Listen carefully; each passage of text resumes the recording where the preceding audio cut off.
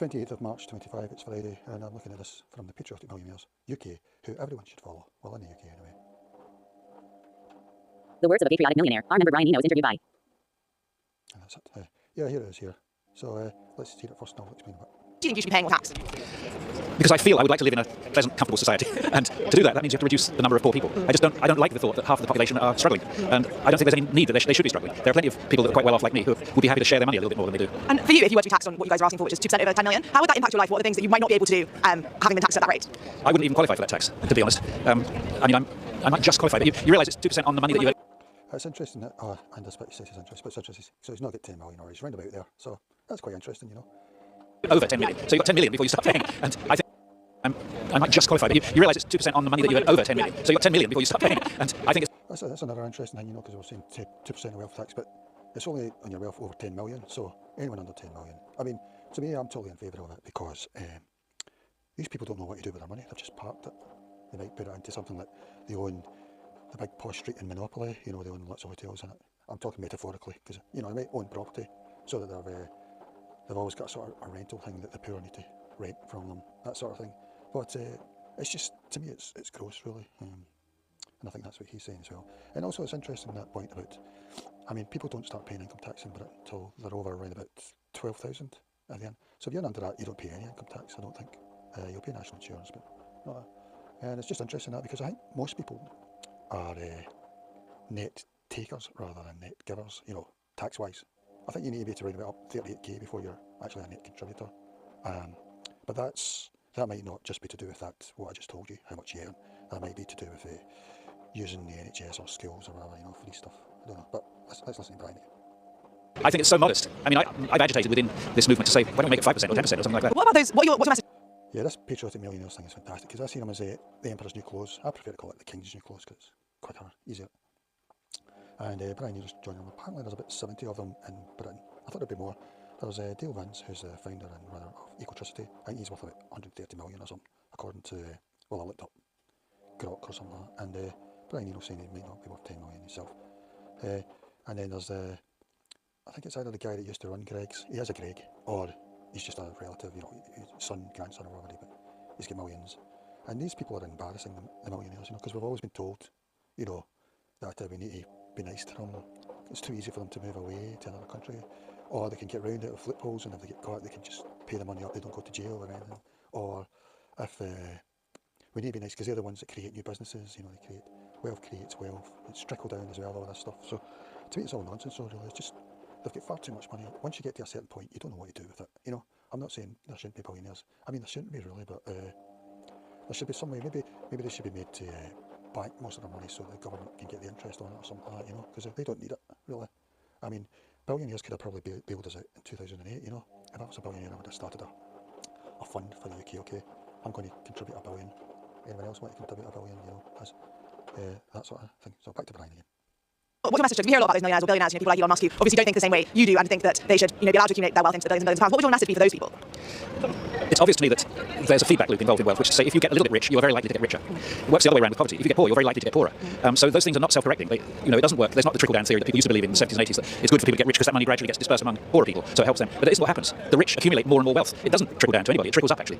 And Labour have obviously been very... I mean, if you think at the moment, a 2% tax on 10 million, that's over 10 million, you know, your first 10 million, you're not paying that. But say 2 million, 10 million. At the moment, you can get about 5% interest in the bank. So that would mean instead of getting 5% now, you'd be getting 3% profit, you know. Because at the moment, if you get 10 million, you could make, what is that, 500,000 a year just in interest at the moment. Yeah, so I don't know. Obviously been very reluctant to speak about wealth tax because they say that it might drive wealth creators or business people out of the country. Do you agree with that assessment? I don't think that's true. I think some people will leave because there are some people who are mean-minded to the extent that they would rather go and live in some shithole country than pay an extra few thousand quid a year rent. So there are those people. Frankly, I'd be bloody pleased if they fucked off and went and lived there. Sorry, mate. Excuse my language. But rich people really piss me off a little bit because it's so small-minded to think that the only thing that matters is the number that you have in the bank. It's just amazing to me. Don't we love it? It's amazing because it's so insecure of them. It's as if they're scared that they're going to become just ordinary people with only maybe 5 million or something, you know, because once you get up to a big mansion, you've got all the employees, you've got to keep the place running, all this sort of thing, you know. We love life because we love seeing everybody else enjoying it as well. And it also seems that once you've got your house or houses and you can go on your nice holidays, what more do you want really? Like, what do you need that extra money for? I would love to know what you need the extra money for. You need it to impress your rich friends. You know, I remember seeing an interview with Carlos Slim once on television, and he was at that time one of the richest men in the world. He may still be, but he's doing the interview and being very smooth about how wealthy he was. And then an aide comes in and whispers something into his ear, and he suddenly freaks out. And he says, "What? That can't be true!" And he stops the interview. It turns out that what the aide says is the Sunday Times rich list has just been published, and you're number 11, and he had expected to be number 8. I can't imagine what that must feel like. Complete disappointment. And you think, can you imagine being in that state of mind where what really matters to you is where you are in the top 20 of richest people in the world? And so what do you think then of this idea that money corrupts, and if you earn a lot of money, at some point you're going to be evil and selfish and not care about other people? Well, there's a lot of evidence for that. I mean, look at the joy and abandon with which Musk and Bezos and Zuckerberg have jumped into fascism. They're completely happy to be there. In fact, they're quite proud, it seems to me. So, but on the other hand, there are rich people who don't do that. I mean, I can think of, I don't know, Pierre, for example, who's a bit... I better pause this because I'm just basically watching the whole thing. Like, yeah, totally agree with them. I also believe in basic income at the bottom, because the likes of Nigel Farage are talking about we need to cherish the entrepreneurs, and you know, these are the people who create employment for others. You know,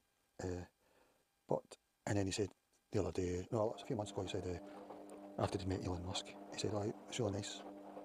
I don't like a lot of these successful entrepreneurs. He wasn't weird." Well, I wonder if he thinks that now, you know, because not only is he weird, he's turned against Nigel, you know, which is really good to see. And I think Trump's turned a bit against Nigel as well, because Nigel doesn't seem to understand you can't diverge from whatever Trump says in the slightest. And I think he's been diverged a bit about Ukraine. Trump doesn't like it. And apparently Nigel didn't get to meet Trump in his inauguration, even though he was invited. And then Trump did say in that sort of conferencing, he was at one of these sort of MAGA conferences, I can't remember what it is, but he said, "My friend Nigel's here from the UK, Nigel Farage. At least I think he's my friend, but I don't know. I'm not sure. But I like him anyway." But I think I was giving a warning. You better stop diverging 1% from what I say or on anything. You know, like I say, and then later on he didn't get to in the main room for the inauguration or to meet Trump. So, yeah. Who's a billionaire, you don't hear much about him because he's not that newsworthy. He just lives a good life and he helps people out, and he runs a business that people seem to like, eBay, you know, so not that newsworthy. He just lives a good life and he helps people out. I mean, I can think of, I don't know, Pierre, for example, who's a billionaire. You don't hear much about him because he's not that newsworthy. He just lives a good life and he helps people out, and he runs a business that people seem to like, eBay, you know, so, and his whole family, as far as I know, are quite philanthropic. So you don't hear about the good ones. And what do you think of the argument that we don't need to tax rich people more because they can use their money to give away to charitable causes or be beneficiaries? It's absolute bollocks. The rich give away a smaller proportion of their money than the poor do. You find that I think I don't remember the figures on this, but poor people, as a proportion of the money they earn, give away much more than rich people do.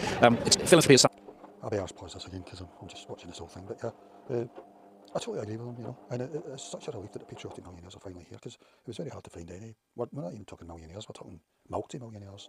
I mean, you need to have another 10 million millionaires, £10 million or $10 million. And this organisation, Patriotic Millionaires, I think it started in the USA, and they've got Abigail Disney, look out for her, you know, obviously one of the Disney family, granddaughter or great-granddaughter, whatever. Yeah, I get the feeling they're going to change.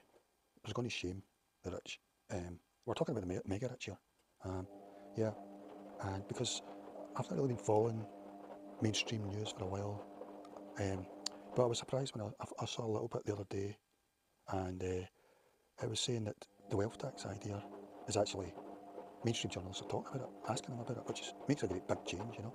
I mean, it's the first thing I would ask the Chancellor or whatever, and it seems that some of them are starting to ask that now.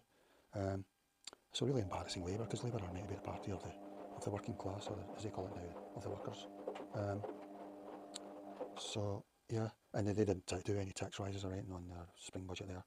This wealth tax, I mean, he's saying he would like it to be 5% or 10%, you know, because once you go over, I don't even know, say 4 million, you really don't know what to do. That's why Elon Musk's doing rockets and stuff, and same with the Amazon guy as well. Yeah. Philanthropy is something that people do to make themselves feel they have an alibi for being wealthy. And I guess also if we had enough money to fund public services properly, we would need less philanthropy. Exactly. Philanthropy is a very poor way of deciding how the money is distributed. I'm not saying that people shouldn't be philanthropic. Yeah, personally to me, you know, the government is where I like to think me. It happens that I don't agree with the electoral system. It should be like the Swiss electoral system, which is more direct democracy. It's referendums all the time. I mean, let's say the welfare bill last week, what your MP should do is ask you, write to all the voters in the constituency and ask, how will I vote on this? You know, if you want real democracy, but the way they're going to do it is Keir Starmer got 33% of 59% of people who voted. One of the lowest percents to become government ever.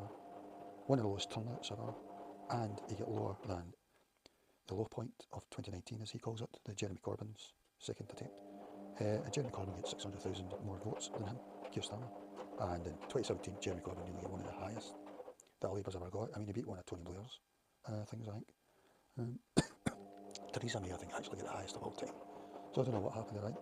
Lots of people were out for Jeremy, voted for Jeremy, but lots of people didn't want Jeremy to get in, so both sides get their highest totals are nearly.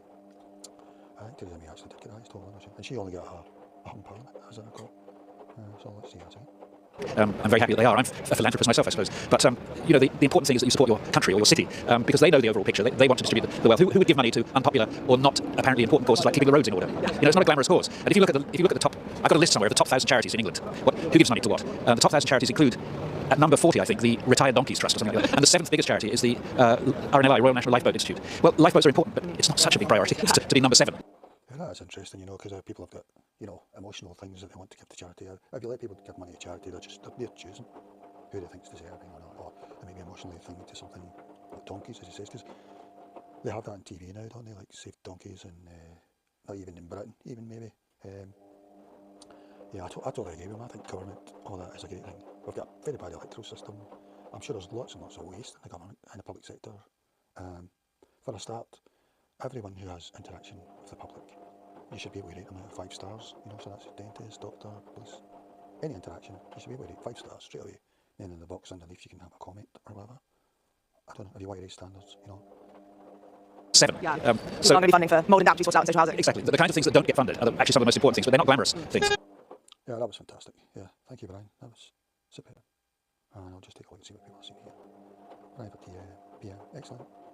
I mean, I think what's happening is because social media and it's all becoming a level playing field now. You know, it's taken a long time, but social media has matured now.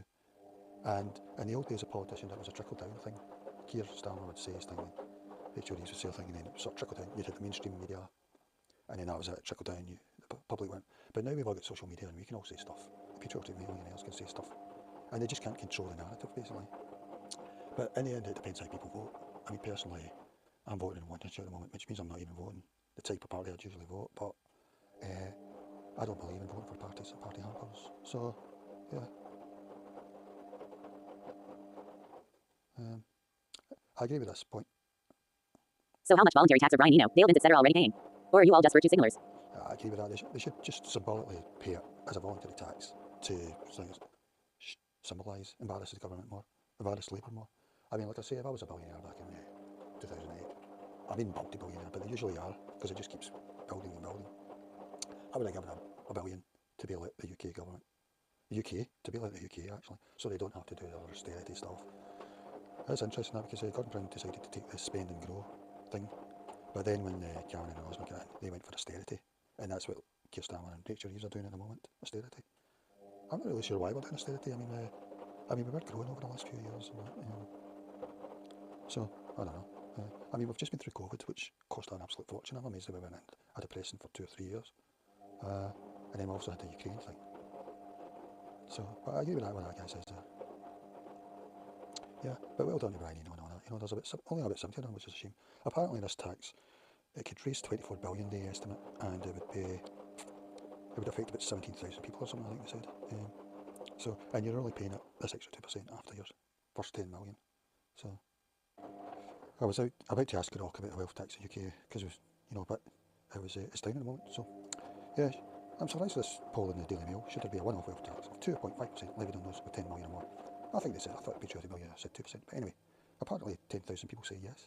10,000 Daily Mail readers. That's 93%. Not unless the poll's been rigged, you know, by public.